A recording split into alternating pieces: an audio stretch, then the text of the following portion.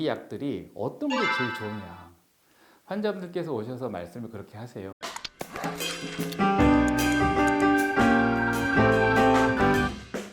안녕하십니까. 골드만 비뇨기과 민승기 원장입니다.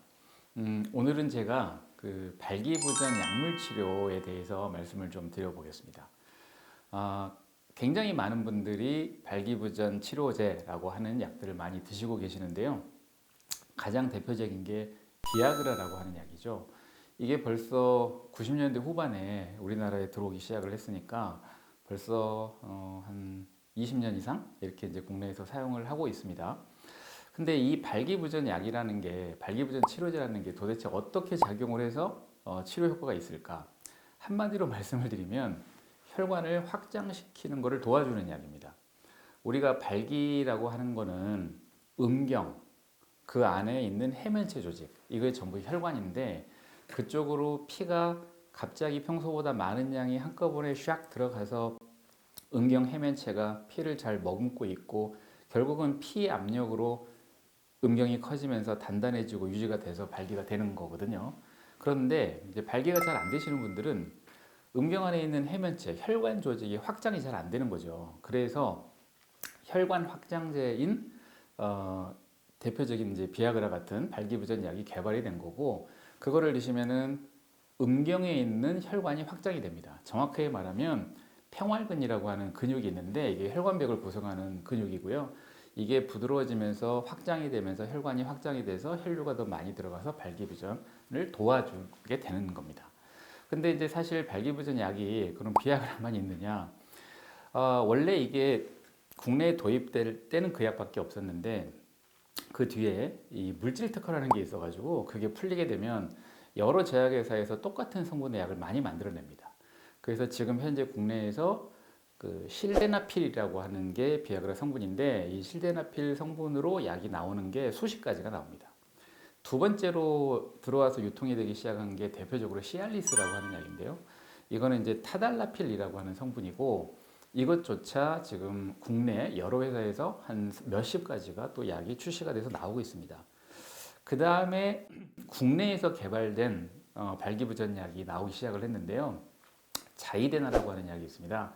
이거는 이제 우데나필이라고 하는 성분이고요. 그 이후에 또 국내에서 개발한 엠빅스라고 하는 약이 있는데 요거는 미로데나필이라고 하는 성분이 있습니다.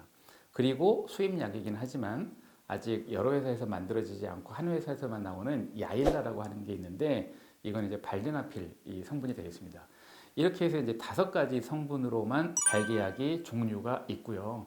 실제 환자분들께서 무슨 약 하는 거는 이 5가지 성분 중에 다 들어있는 약들이고 회사가 달라지면서 이름만 다른 이런 약들이 계속 유통이 되고 있습니다.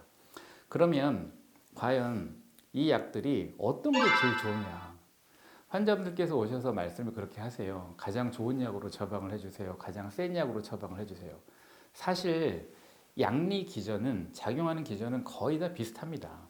그래서 본인한테 맞는 약을 찾으셔야 됩니다. 그래서 이제 이 약도 써보시고 이 약도 써보시고 해가지고 나한테 이 약이 가장 좋다라고 딱 결정이 되면 그 이후에 이제 그 약을 사용하시는 게 좋거든요. 그래서 저는 가급적이면 여러 가지 약들을 이렇게 조금씩 써보시고 본인한테 가장 맞는 약을 찾으면 좋겠다 이렇게 생각이 됩니다. 그런데 한 가지 제가 이제 환자분들한테 팁을 드리는 게 하나가 있습니다.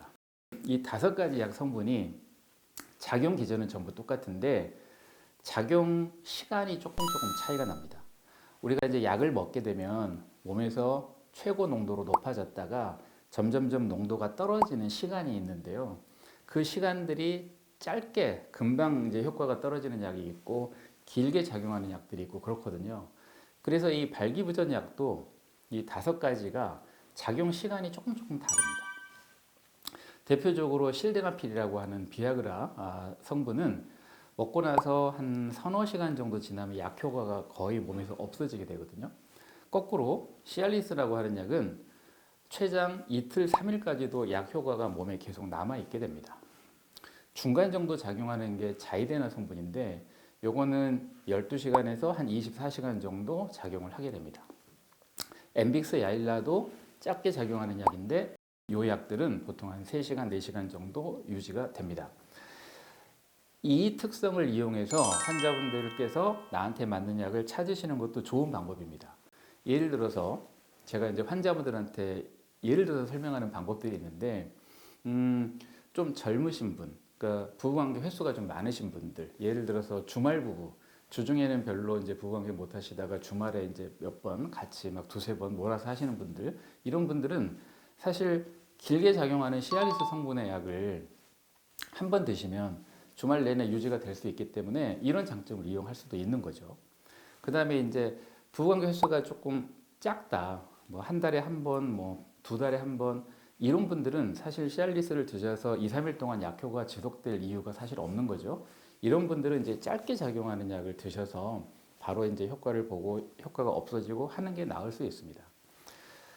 그 어떤 분들이 또 계시냐면 주로 이제 부부관계를 새벽에 아침에 일어나서 하시는 분들이 계시거든요. 왜냐하면 그때가 자연 발기도 되는 상태라서 발기력 상태가 제일 좋으실 수도 있거든요.